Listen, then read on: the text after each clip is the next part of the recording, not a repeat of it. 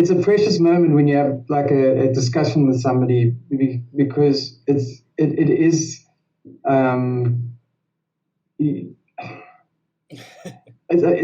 say you're playing table tennis. I will use an analogy, and you hit the ball. The ball's just going to go. You can get lots and lots of table tennis balls and just keep on going and still enjoy it. But when someone hits the ball back to you, then you've got a kind of a game going on. It's like there's something happening. It's a backwards and forwards thing. That's the thing I appreciate. I think that the mentorship idea, rather than I'm your teacher, listen to what I have to say. It's you come across as a really. I know you're a nice guy, but you come across as a really good listener and a good teller. So those combinations work. It's like, okay, well, he's listening to me. I understand. He's not just saying, "Oh, I know better because I work on Netflix."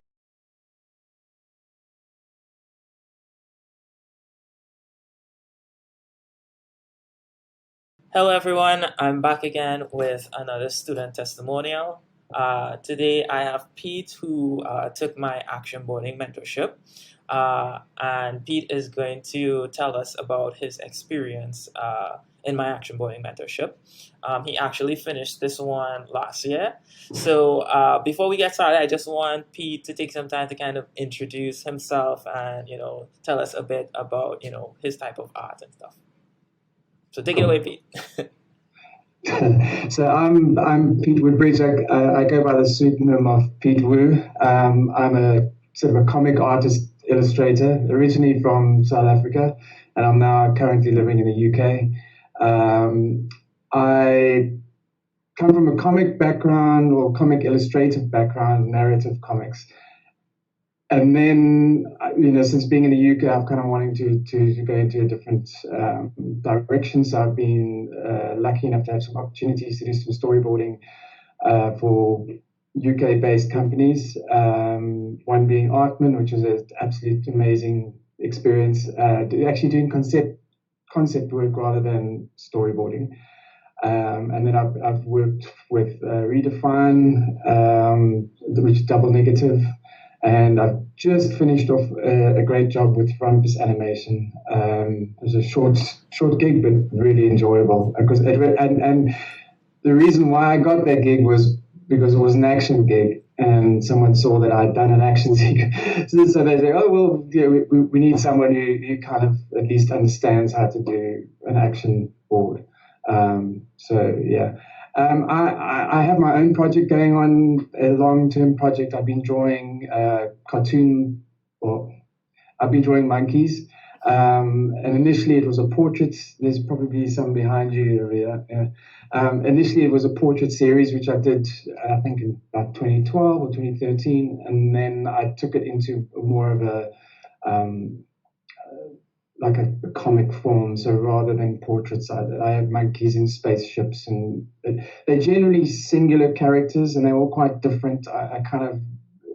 They develop out of doodles. They don't develop out of, I need to draw this, or I don't give myself a theme. I just draw a shape, and then I work with that shape. So that's what I've been doing. That's kind of, for me, I'm inspiring myself to be inspired. That makes sense. It's just something I really enjoy doing. It's a labor of love. Yeah. Awesome. So that's the way I'm at the moment. Awesome. That's awesome. So Pete, you said that you come from a background of illustration and you do storyboard, even some concept art for Admin. So my first question is, why did you decide, now I should take an action boarding mentorship? And why did you specifically say, "Oh, I'm gonna go with this guy"? Like, why did you go? Why did I choose you? Yeah. It was sort of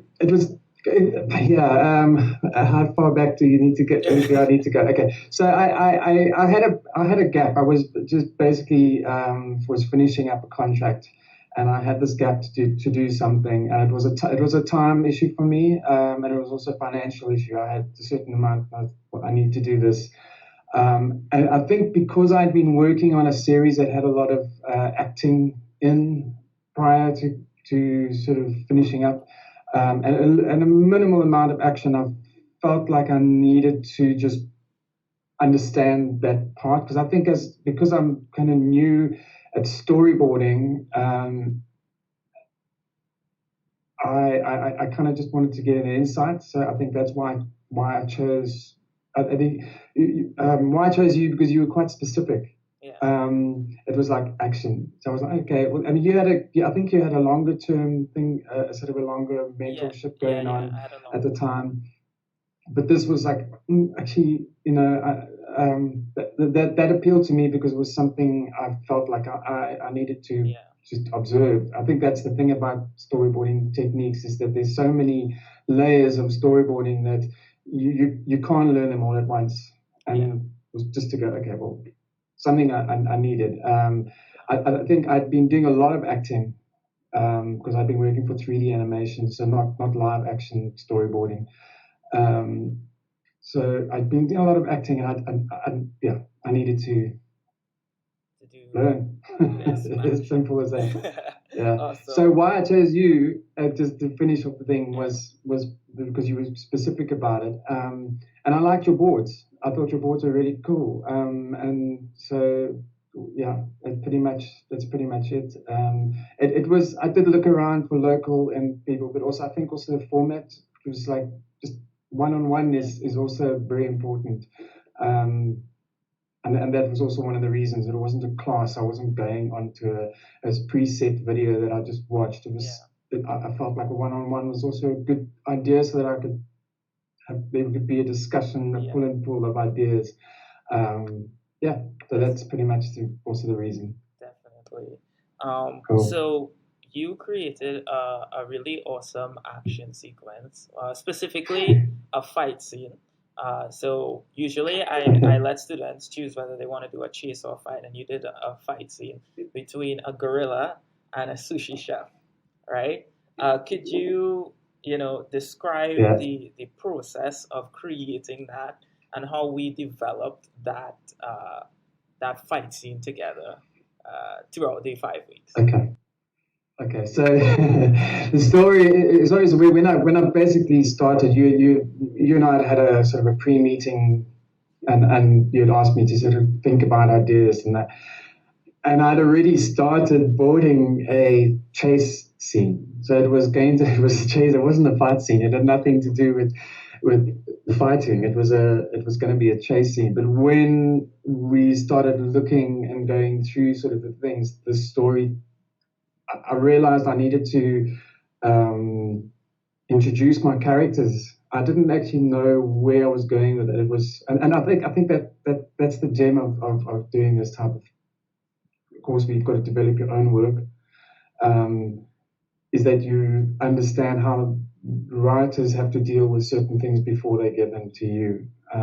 So yeah, I had no idea I was going to end up doing a fight scene, but when I developed the character, when I sort of started going, okay, we need environments, we need this, we need, okay, well, this is not going to be a chase scene anymore. This is going to be a fight scene. I think the name of the story as well is basically Gorilla's Tale, which I'm now developing. It's just carrying on, which is great. I was only going to do like 1 and 2, and now I'm on the third part of it. So it was called Gorilla's Tale, and I think that the whole thing with me was it was a story about an individual who is lost, and then someone's trying to find them, and the struggles between the two. You don't really see much of the first character, which is the zookeeper, but you know that the zookeeper will arrive. Spoiler alert. But the gorilla is the one that I wanted to follow. I chose the gorilla because I'm doing monkeys. That was just inevitable. But the sushi chef was kind of like the idea that when people don't understand you or understand the situation, they can get angry and they stuff. And that was where I decided, okay, now we have a story. We have a little character with the sushi chef, and now the sushi chef doesn't know why there's fish outside his place, and the truck has fallen over, and everybody's there's no the gorilla can't communicate because he's a gorilla, and he's accused of stuff that he's not actually guilty of. It's that thing, and it was playing in on that idea, and I think also the where it's gone now has taken me into understanding that there's this thing about fast-paced, slow-paced, things that have lots of energy, things that you just got to watch and go take in slowly and understand why. So I think there were gems in the course that helped me with definitely helped me with that understanding the two parts of the character's feelings and what everybody else is perceiving and the art of viewing. So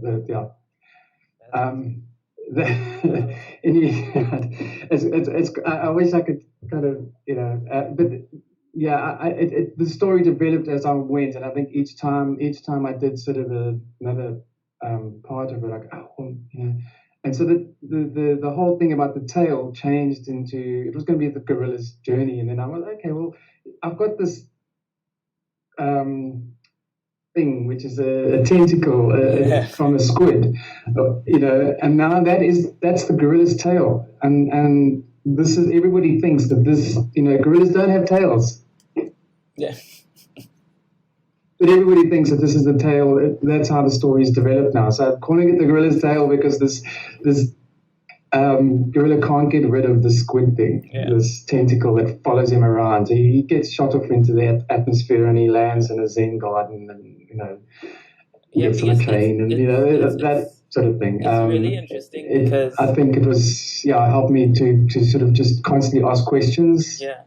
I think because your initial story was a boy walking through a city and a gorilla fighting a giant squid behind him, and the boy doesn't know what's happening behind him. That was the original idea, and then it totally transformed into the gorilla being the main character, and he's lost. His friend is looking for him, and he gets in a fight with a sushi chef. So it went from that to this thing, which is kind of like. I had like the city was going to be blown up with nuclear bombs, and I just wanted like crazy spectacular stuff, but I realized I had to kind of pull back. The thing, I think that the trick probably it's not a trick. It's you just got to ask questions, why, and if something comes back and it doesn't, you change it. You answer the question with it. You kind of go, well, yeah, it was a good idea. But why is this guy being chased? Why does he? Okay, well that's a bit lame.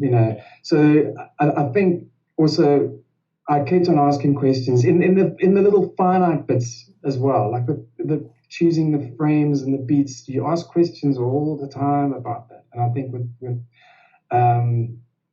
asking that, I realized actually, the story's going to constantly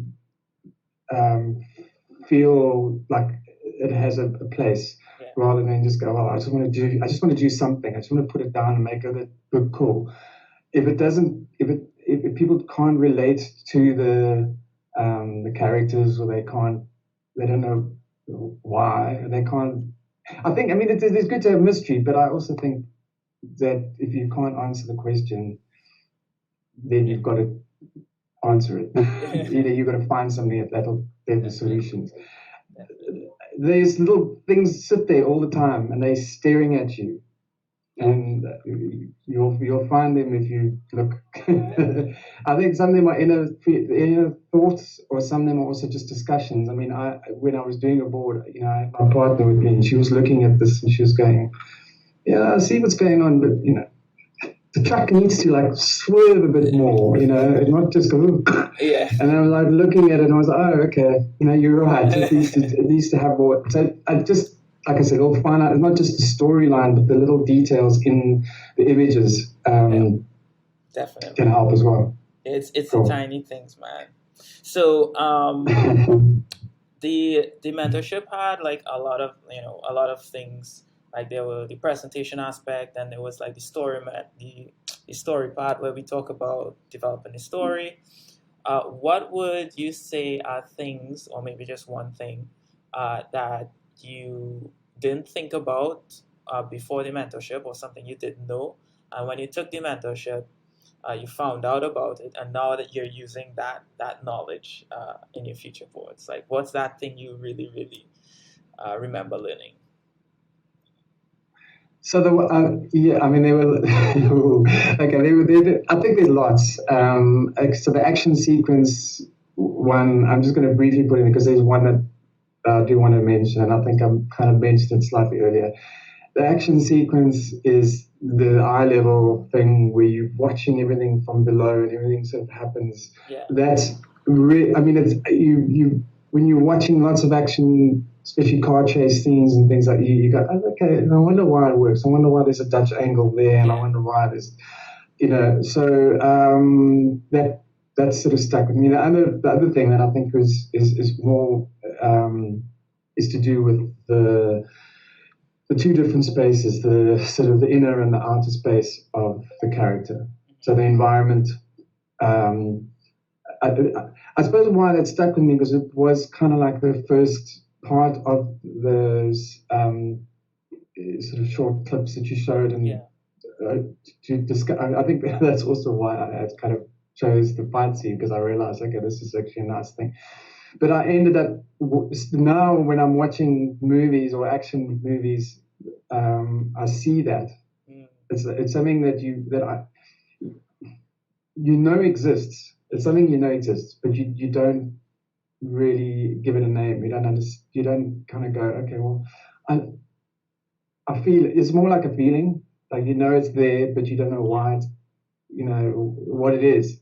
And then someone points it out to you, and I think that was it. It was like, okay, I understand now why it's important. It's not just it's important. It's like why it's important. Okay, because your audience needs to have those different spaces. You need to have a balance, the yin and yang idea of storytelling. Not everybody kind of does it.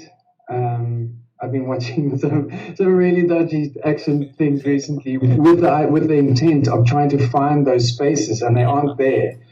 I'm looking for the person, and I can't find the feeling. Yeah. All I'm seeing is,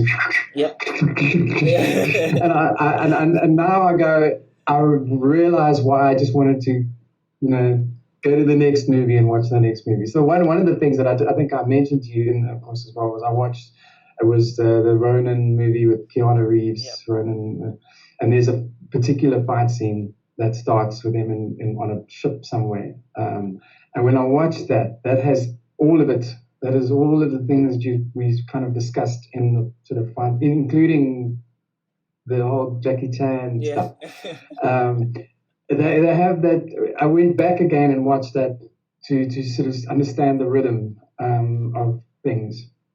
And it was something I was quite aware of because I had a discussion years before with an illustrator friend of mine in Cape Town, and we were talking about Jackie Chan movies. So it was something that I had in my psyche somewhere that I was aware that there was this rhythm. There was also this thing of using implements in the environment and things like that.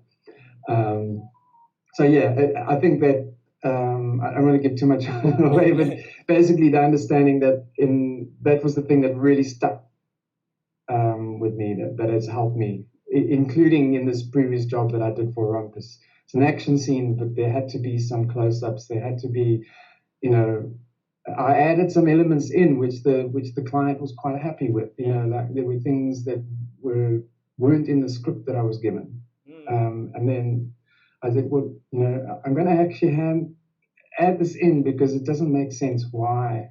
Why? Why are they running away? Because they've stolen something. Okay, something's after them. That sort of thing. It wasn't just like, we're running away from a monster. Yeah. So why are you running away? And they loved it, right? They loved the idea. Yeah, it worked. I mean, I wouldn't have been able to. I wouldn't have thought of it. I would have thought of it. I just the questioning idea is very important. Yeah. Why? Yeah. Why? Why? And then the more you do that, the more you get, the more refined things can be. So asking why and also understanding that there's this the relationship between Yeah. I the love character and the environment. I love how you're trying not to give spoilers from the mentorship. There's like this, and you're not. I don't want to give anything away. I love that. I love that. So I mean, I know it's because just let's just do the course now. Awesome. For everybody that's watching. Awesome. Yeah. So I don't know if you may have answered this question already, but what would you say was the most valuable part of the mentorship, or the part that you cherish the most about the mentorship? A discussion. Yeah.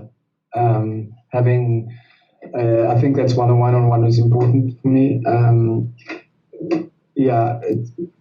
Not just submitting a thing at the end of it and going, okay, what's my result? Yeah. I was able to ask questions. That sort of discussion. Yeah, it's almost like if we're like co-workers working on like you're directing a film, and I'm just kind of like your co-worker, and we're developing like a short film together, and then you have somebody to kind of like ask questions, like get feedback on certain things, and it doesn't feel like you're just alone, and you have to like submit your assignment, and somebody just says some quick critique, and then you go back and fix it, right? It was like a kind of kind of thing. I mean, there is value in that, but I think that also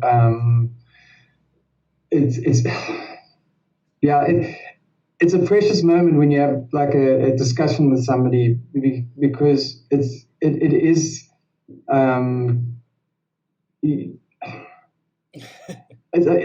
say you're playing table tennis. I will use an analogy, and you hit the ball, the ball's just going to go there. You can get lots and lots of table tennis balls and just keep on going and still enjoy it.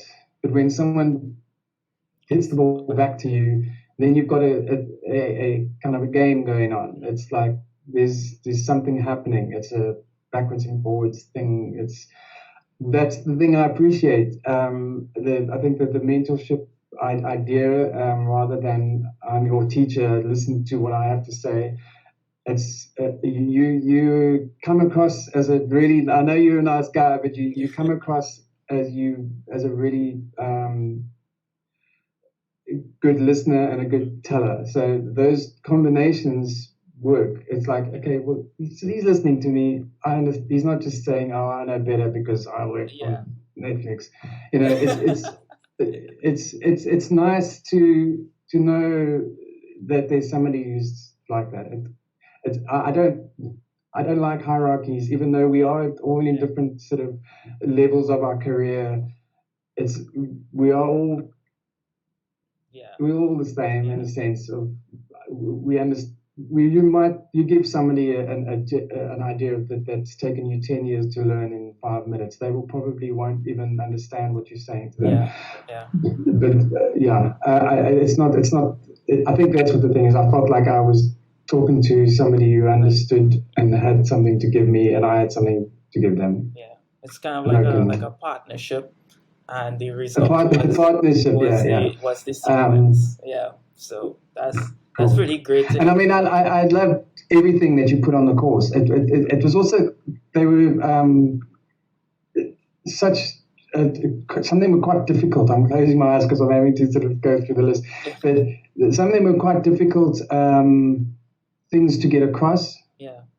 But you got them in bite sizes so that I could take with me and think about it, and then say, okay, I understood that, but I need to watch something that's related to that. So it wasn't just like a lot of. There is a lot of stuff, but you gave it into sizes that was quite there. Like easily giving you digestible. something now. You can open it up and you can understand how big it is. Yeah, Yeah, definitely. That's so awesome. Thank you. I appreciate that description. So the last question I want to ask you is, since you've taken this mentorship and you have a better idea of what it entails, if you had to describe the type of storyboard artist or the type of artist that should take this mentorship, who would you recommend should take this mentorship?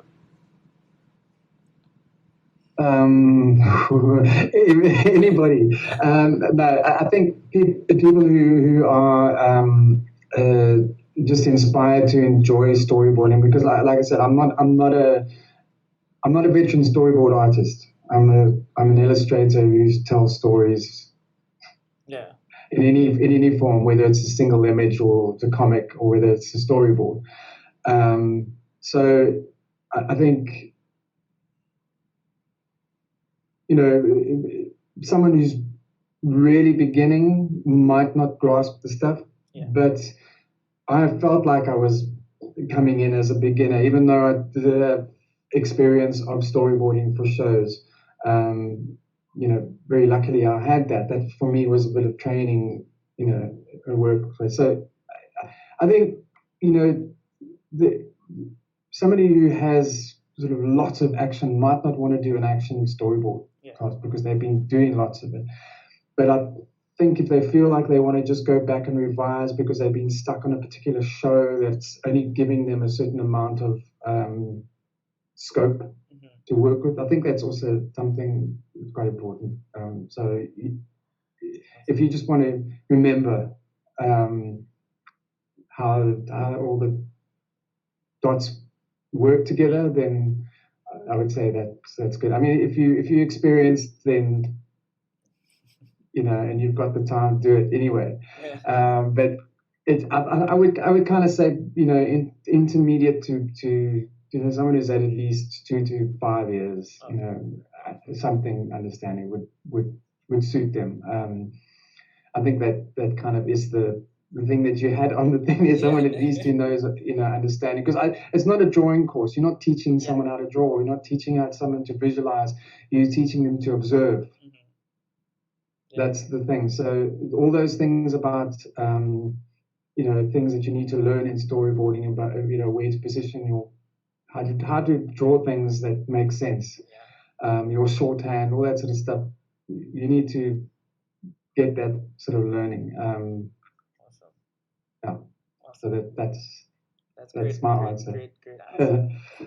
So Pete, before you go, I want to make sure that everyone can actually see your Gorilla sequence and stuff like that. So where could people find you? Where can they see your art? Where can they see your portfolio, or even contact you if they want to hire you or anything like that? So I have a site. It's Pete Woo. So it's PETEWOO.com.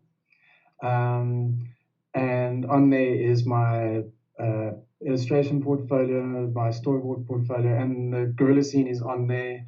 And my monkeys are on there. I have an Instagram, which is Pete_Woo. And I post sort of illustration work up there. And I think I've got the storyboard on there as well. And then there's Pete on my LinkedIn, but it's all on the site. So all my so if you go to sort of PeteWoo.com, you'll find all my contacts and all my art on there. Awesome. So Pete is also open to always networking with anyone. So add him on LinkedIn, follow him on Instagram and stuff, message him, talk to him. Pete is always open to networking. So thank you, Pete, for taking the time to share your experience with those people who might be considering taking the mentorship. And I think it would really help them make an informed decision on whether it's right for them or not, right? So again, thank you, Pete. Enjoy the rest of your day and enjoy the rest of your journey, right? Cool. Thank you. Yeah, you too. It was actually a pleasure meeting you and chatting to you. And you're lovely to watch. Awesome. Your career is lovely to watch as well as you. So, yeah. Thank you. Take care.